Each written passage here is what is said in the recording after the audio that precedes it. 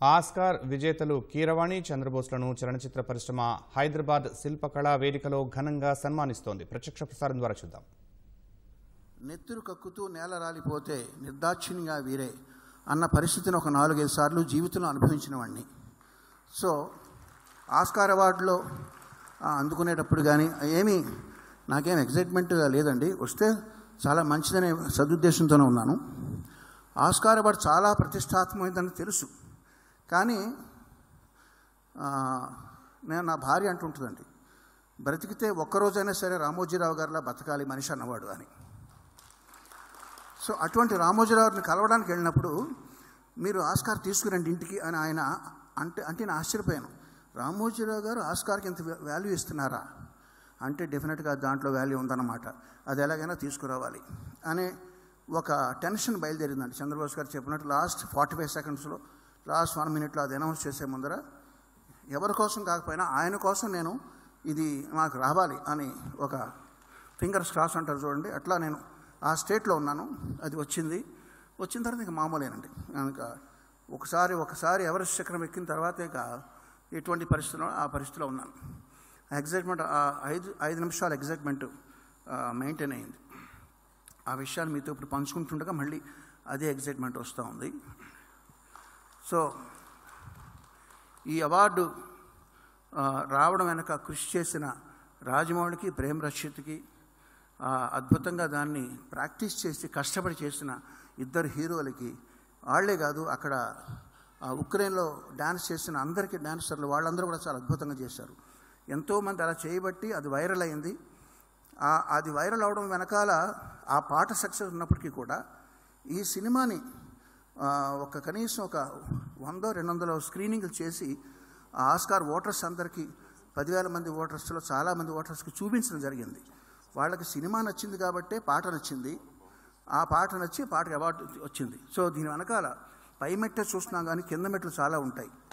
ఆ ప్రతి మెట్టుకి కృతజ్ఞతాభావంతో అందరూ కలిస్తేనే ఈ పని జరిగిందని భావిస్తూ ఈ సమిష్టి కృషికి లభించిన విజయాన్ని మీరు సమిష్టిగా మెచ్చుకుంటూ ఇక్కడ కార్యక్రమం ఏర్పాటు చేయడానికి చాలా సంతోషిస్తూ ఎందరో మహానుభావులు అందరికీ వందనాలు.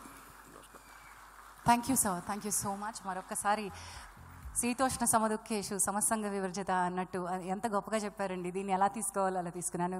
శిరస్సు వంచి పాదాభినందనలు తెలియజేస్తూ వేదిక మధ్యలోకి రావాల్సిందిగా ఆహ్వానిస్తున్నాను సార్. చంద్రబోస్ గారిని, కీరవాణి గారిని వేదిక మధ్యలోకి రావాల్సిందిగా ఆహ్వానిస్తూ తెలంగాణ రాష్ట్ర ప్రభుత్వం నుంచి ఈరోజు ఆర్ఆర్ఆర్ టీంకి సత్కారం చేయబోతున్నారు. ముందుగా దర్శకులు శ్రీ రాజమౌళి గారిని వేదిక మీదకి రావాల్సిందిగా ఆహ్వానిస్తున్నాను.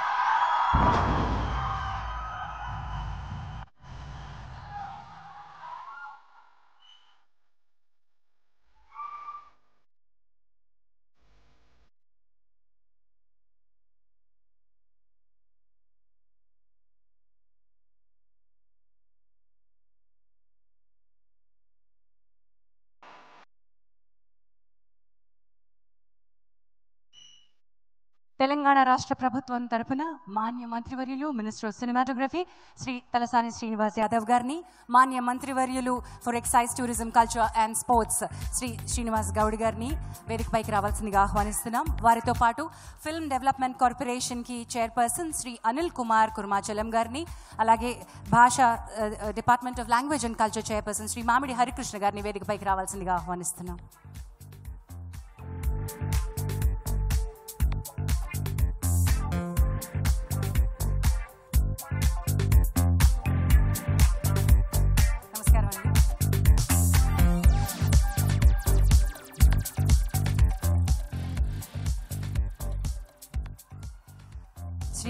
శ్రీనివాస్ గౌడ్ గారు మాన్య మంత్రివర్యులు, డిపార్ట్మెంట్ ఆఫ్ కల్చర్, వారు ఆర్ఆర్ఆర్ టీమ్ శ్రీ ఎస్ఎస్ రాజమౌళి గారికి, ఎంఎం కీరవాణి గారికి, చంద్రబోస్ గారికి ముందుగా మెమెంటో అండ్ దుస్సాలవతో సత్కరిస్తారు. మాన్య మంత్రివర్యులు శ్రీ తలసాని శ్రీనివాస్ యాదవ్ గారికి స్వాగతం. అందరికీ నమస్కారం. ముందుగా రాజమౌళి గారికి, కీరవాణి గారికి, మా చంద్రబోస్ గారిని మనస్ఫూర్తిగా అభినందిస్తూ, మా సహచర మంత్రివర్యులు మా అన్న శ్రీనివాస్ యాదవ్ గారు, film development corporation chairman Anil Kumar గారు, మా సోదరులు దిల్రాజ్ గారు, పర్చూర్ బ్రదర్స్, జీవిత రాజశేఖర్ గారు, ఇంకా ఇక్కడ వచ్చినటువంటి మా బసిరెడ్డి గారికి, అన్ని విభాగాల అసోసియేషన్ సభ్యులకు, అభిమానులకు, పాత్రికేయ సోదరులకు అందరూ కూడా పేరు పేరు నమస్కారం. ఒక సినిమాకు నంది అవార్డు వచ్చిందంటేనే చాలా గొప్పగా ఫీల్ అవుతున్న సందర్భం. అలాంటిది ఆస్కార్ అవార్డు పుట్టినప్పటి నుంచి ఇప్పటి వరకు తెలుగు ఇండస్ట్రీస్కు ఎప్పుడు కూడా ఏ అవార్డు రాలేదు ఆస్కార్ నుంచి. కానీ మొట్టమొదటిగా ఒక పాటకు ప్రపంచ స్థాయిలో అత్యున్నతమైనటువంటి ఆస్కార్ రావడం అనేది నిజంగా తెలుగు ఇండస్ట్రీ గర్వపడేటువంటిది. తెలంగాణ ప్రభుత్వం తరఫున వారిని మనస్ఫూర్తిగా అభినందిస్తూ, జనరల్గా సినిమా అంటేనే ప్రధానంగా దర్శకుడు, నిర్మాత. సినిమా మొత్తం కూడా డైరెక్టర్ చేతుల్లోనే ఉంటుంది. వారికి ఎవరెవరు కావాలి, పాటలు, మాటలు, సంగీతం. సినిమా హిట్ అయిన తర్వాత వచ్చేది హీరోయిన్లకు పేరు వస్తుంది. కానీ దాని వెనుక ఉన్నటువంటి పూర్తి మూలమైనటువంటి వీరికి అరుదైనటువంటి అవకాశం దక్కదు. కానీ ఈరోజు ఆస్కార్ అవార్డే రావడం అనేది నిజంగా సినిమా ఇండస్ట్రీ మొత్తం కూడా గర్వించదగ్గది. మద్రాసు నుంచి హైదరాబాద్ వచ్చిన తర్వాత సినిమా ఇండస్ట్రీ చాలా అత్యంత అద్భుతంగా ఎన్టీ రామారావు గారు, ఆ తర్వాత ఏఎన్ఆర్ గారు, ఎస్వి రంగారావు, సినిమా అంటేనే చిరంజీవి గారు, అట్లా ఎంతోమంది మహనీయులు తెలంగాణ వచ్చిన తర్వాత, తెలంగాణ రాకముందు తెలంగాణ వస్తుందేమో, తెలంగాణ వస్తే ఈ సినిమా పరిశ్రమకు ఏమవుతుందో, ఇబ్బంది కలుగుతుందేమో అని చెప్పి చాలామందిలో కూడా అనుమానాలు ఉండే, భయం ఉండే. కానీ తెలంగాణ ఉద్యమ సమయంలో కూడా మేము కానీ, మా నాయకుడు, మన ముఖ్యమంత్రి కేసీఆర్ గారు కానీ, ఇది ప్రజలపైన పోరాటం కాదు, పాలకుల మీద పోరాటం, మనం అన్నదమ్ముల్లాగానే ఉంటాం, ఏం భయపడాల్సిన పని లేదని ఆ రోజు చెప్పడం జరిగింది. ఈరోజు 9 సంవత్సరాలు అయినా కూడా ఎక్కడ కూడా ఎలాంటి ఇబ్బందులు లేకుండా అన్ని రాష్ట్రాల కన్నా ఎక్కువ వెసులుబాటు ఈ సినీ పరిశ్రమకి ఇచ్చి, పూర్తి ధైర్యాన్ని ఇచ్చి మీకు చేయినిచ్చినటువంటి ప్రభుత్వం ఇది.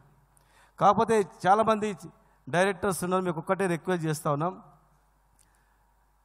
గతంలో సినిమా చూసేటప్పుడు మాకు చాలా బాధ అయ్యేది.